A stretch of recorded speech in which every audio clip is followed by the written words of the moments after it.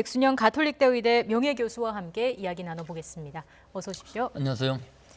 교수님, 일단 신규 확진 숫자로만 보면 확산세가 조금 주춤하는 것 같은데 지금 상황 어떻게 진단하시나요? 8월 27일 441명으로부터 지금 119명까지 줄어들었으니까 굉장히 급격한 감소세로 보이기는 하는데 네. 실제 상황은 그렇지는 않습니다.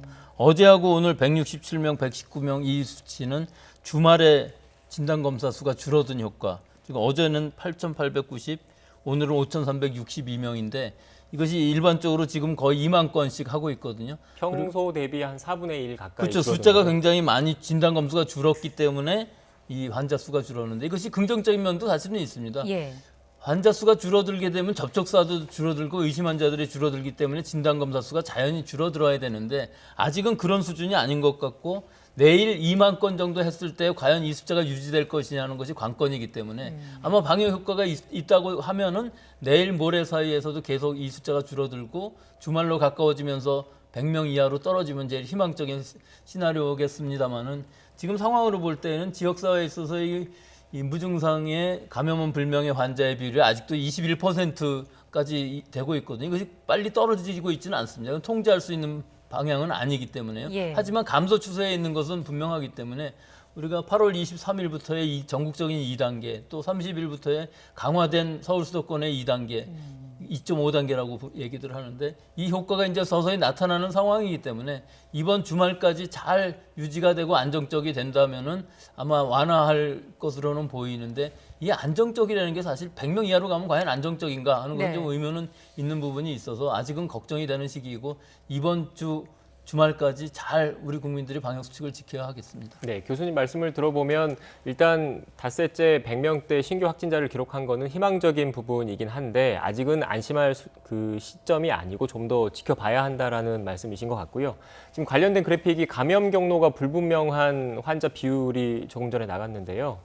네, 보시는 것처럼 앞서 잠깐 언급을 하시긴 하셨는데 이렇게 감염 경로를 알 수 없는 환자 비율이 20% 이상을 유지하고 있다. 이거는 그 최근에 코로나19 확산세와 관련해서 우려스러운 부분이라고 볼 수 있는 거죠. 그렇죠. 이것이 제일 우려스러운 것이죠. 우리 주변에 어디서나 누구든지 언제든지 걸릴 수 있다는 그런 상황을 말씀드릴 수 있는 것이기 때문에 서서히 줄고 있긴 합니다. 이것이 네. 지금 24, 23, 22 그래서 오늘 방역본부에서 발표하신 것처럼 21%까지 떨어지긴 했는데 이게 급격히 떨어지지는 않고 실제로는 확진자 수가 많이 떨어진다 할지라도 우리 역학조사가 완벽히 다 이루어질 수는 없기 때문에 지역사회에서의 무증상의 전파에 의한 지역사회 감염 불명 환자가 계속 늘어난다는 것은 언제 어디서 터질지 모르는 집단 발생이 지금은 소규모로 일어나고 있습니다만은 상당히 다발적으로 일어나고 있어서 이 부분이 걱정이 되는 부분이죠. 예.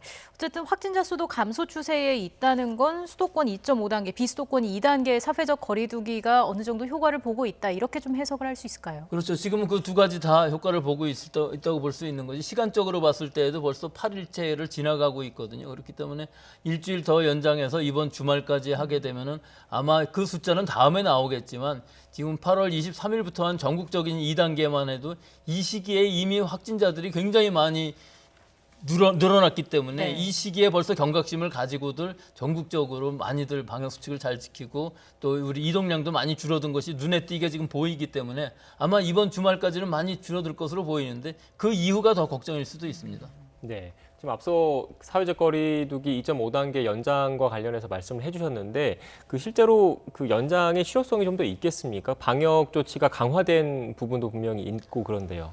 일단은 그 선언적인 의미가 굉장히 큰 것 같아 보여요. 한 번 올릴 때만 지금 이번 주 같은 경우에는 프랜차이즈 빵집까지도 다 규제를 하는 상황으로 했고 이런 단계별로 어떤 의미보다는 우리 국민들이 지금은 위중한 시기니까 더 잘 지켜야 된다는 메시지가 분명한 것이고 서로 간의 만남을 좀 가능한 한 같이 사는 가족 이외에는 하지 말자. 퇴근하면 바로 집에 가자. 9시 이후에는 음주하지 말자. 뭐 여러 가지인데 물론 여러 가지 부작용들도 있겠습니다만은 이런 상황이 지금 효과는 분명히 얻을 수 있는 것으로 보이고요. 예. 이것이 이번 주말까지 잘 간다면은 추세상으로는 줄어들 수 있을 것으로는 보이는데 내일 숫자를 봐야만 확실히 그 추세를 알 수 있을 것으로 보이고 뭐 여러 가지 우리 국민들의 이동량이라든지 이동 통화, 이동 전화에 의한 이동량 분석이라든지 이런 것들을 보면은 아주 긍정적으로 보이기는 해서 네. 이번 주말을 좀 기대할 수는 있을 것으로는 보입니다. 그 연장선상에서 조금 또 우려되는 부분 중에 하나가 이렇게 프랜차이즈 그 제과점이라든지 아이스크림점 등을 또 내부 취식을 다 금지를 했는데 이 때문에 또 야외로 나가는 사람들이 많아졌다는 겁니다. 그건 뭐 어쩔 수 없는 풍선 효과일 것 같은데요. 그것도 며칠 지나다 보니까 그 규제하지 않는 즉 편의점에서 맥주나 뭐 음료들 다 사갖고서 야외에서 모여 앉아서 장시간에 걸쳐서 대화를 하면서 마스크 벗고 음료나 음주나 음식을 취식하지 않겠습니까?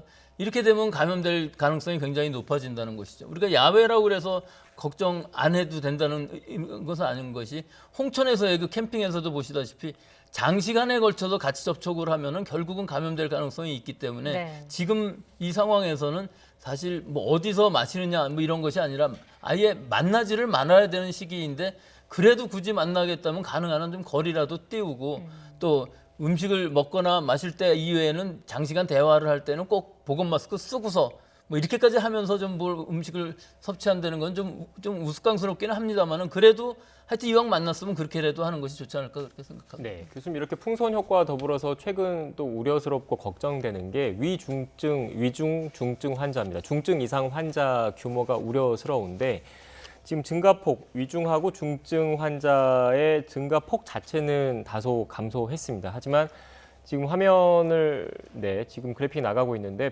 162명입니다. 여전히 많은 수준이라고 보면 되겠죠. 그렇죠. 이게 뭐 기록적으로 많은 숫자이고, 근데 저 그래프에서 보시다시피 20명, 30명 이렇게 많이 올라간 것은 사실은 8월 말 되면서 상당히 많은, 즉 8월 27일은 440명 정도까지 나왔기 때문에 여기에 약 5%만 친다고 해도 하루에 20명, 또 계속되는 이 시간적으로 300명, 200명으로 줄어드는 기간 중에도 중증으로 가는 사람들이 좀 시간의 차이가 있지만 나와야 되는 상황인데 사실은 그것이 상당히 줄어든 건 사실이에요. 네. 엊그제까지만 해도 뭐 4명, 3명 이렇게 줄어들고 오늘은 오히려 1명 줄었거든요.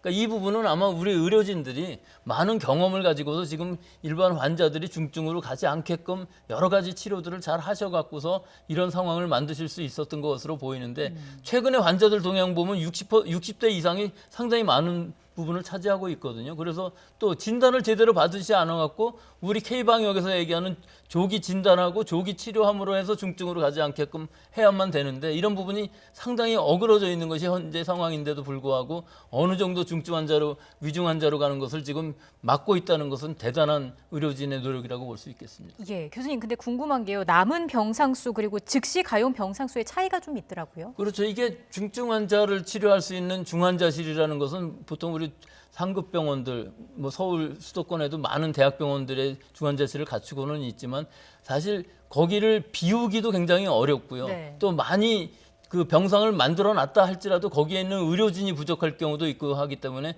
지금 환자가 생겼을 때 바로 입원할 수 있는 병상을 얘기하는 것이고 또 준비만 하면은 갈 수 있는 병상하고 좀 다를 수가 있는 것이기 때문에 지금 민간 시설의 경우에 있어서는 그 여러 가지 융통성을 가지고서 가능한 한 많은 수를 비워야 되는데 그것은 그렇게 쉽지는 않은 부분이 분명히 있습니다. 네. 구체적 사례도 짚어보겠습니다. 서울 강동구의 콜센터를 한번 알아봐야 될 것 같은데 전체 직원이 20명 규모로 파악됐는데 이 가운데 16명이 확진 판정을 받았습니다. 양성률이 꽤 높은 편인데 이유가 있을까요? 이게 지금 우리 이전에 구로 콜센터인 경우에 있어서 177명까지 감염이 되었거든요. 근데 그 안에서도 사실은 어디에 앉아 있었냐에 따라서 감염된 것이 달랐었어요. 그리고 서로 간의 가림막이 적어도 90cm 정도 돼야 된다고 그랬는데 그것이 지금은 다 잘 지켜져야 되겠는데 그런 부분이 잘 안 지켜져서요. 또 서로 간의 1m 거리 두기, 90cm 정도의 가림막, 또 공조에 의한 바람의 흐름 이런 것들이 다 확실하게 되어야만 방역이 되는 것인데 그것들이 잘 안 돼 갖고서 지금 80% 가까운 교수님, 감염. 이 시시각각으로 그 감염 확진 상황이 나오고 있는데 그 콜센터, 강동 콜센터 같은 경우에도 16명에서 18명으로 지금 늘어난 것 같습니다. 네, 준비된 그래픽이 있는데요. 네, 계속해서 설명해 네. 주실까요? 예, 그러니까 지금 그 구로 콜센터보다도 양성률이 훨씬 높은 상황이거든요. 네. 그러니까 얼마나 밀집된 상황에서 뭐 콜센터이기 때문에 밀집된 상황, 밀폐된 상황이라는 건 잘 알겠는데 이 안에서도 소독이라든지 환기라든지 공조 또 거리두기 이런 것들을 잘 하면은 지금 그 이후에 콜센터들에도 그렇게까지 확산되지 않았거든요. 그러니까 이 콜센터인 경우에 있어서는 좀 그런 방역에 있어서 문제점이 있었던 것으로는 보이는데 예. 사실 이 부분은 앞으로도 계속 이럴 수밖에 없는 것이 이런 환경이 우리 직장에서는 굉장히 많기 때문에 적어도 지금은 이 공조에 있어서의 공기의 흐름 정도는 잘 관리를 해야 되지 않겠나 그런 생각이 드는 것이 어떤 공기의 흐름을 바꿀 수 있는 가림막이라든지 이런 것들이 있어야 되는데 사실 시스템 에어컨이라고 그래서 위에서부터 이렇게 내려오는 것들이 사실 이 바람의 방향에 따라서 옆 사람들한테 계속 공기 감염을 시켜줄 수 있는 이런 가능성이 높아질 수밖에 없어서요. 이런 예를 봐서 우리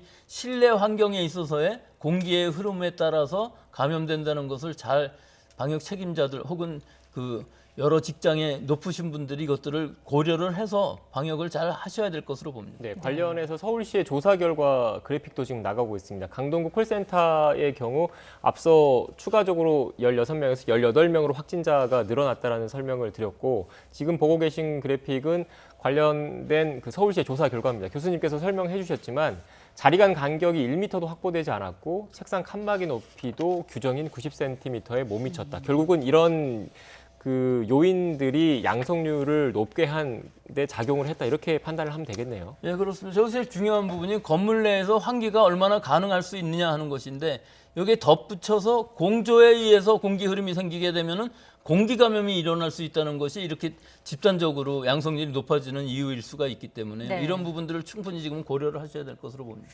소독과 환기, 거리두기의 중요성을 알려주는 사례였습니다.